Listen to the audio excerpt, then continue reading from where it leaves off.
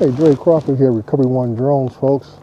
If you've been following my channel, you know I put out a little short yesterday about the DJI harness for the M30T.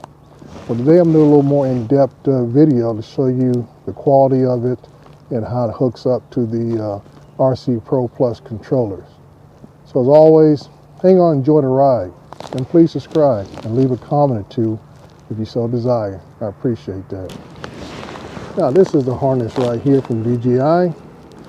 I know it's been on a lot of folks' Christmas lists since the M30T came out last year, and people were finding out, just like I did, how large that controller is. And it's not so much that it weighs a lot, but it's more about the handling it because of the unusual size compared to all previous controllers that have come out by DJI.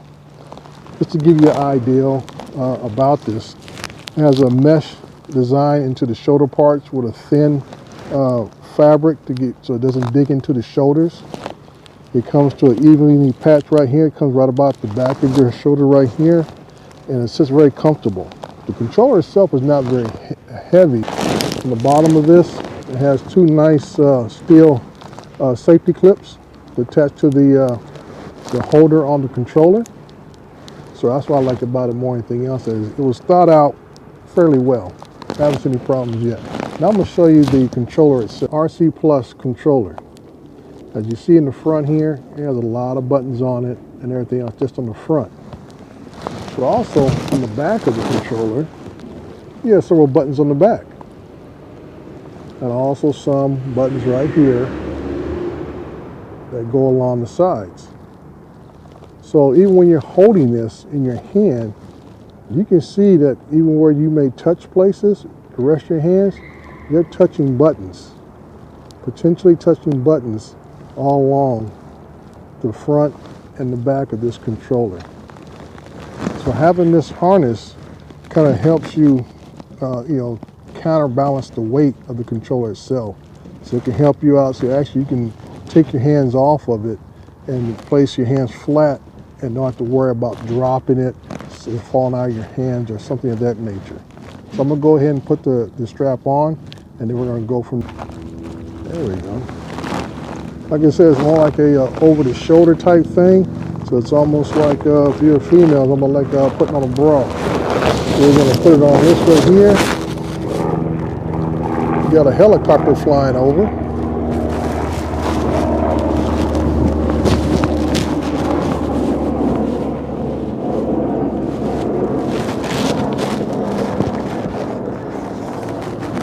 And going from there.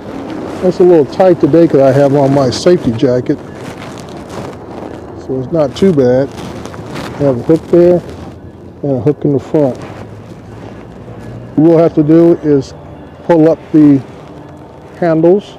I call them handles. I guess there'll be areas for your controller to hook onto.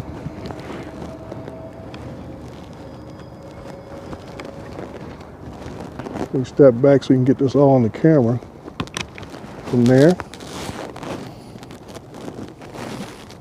and this jacket takes up a lot of space. From there, and as you can see here, I'll back up.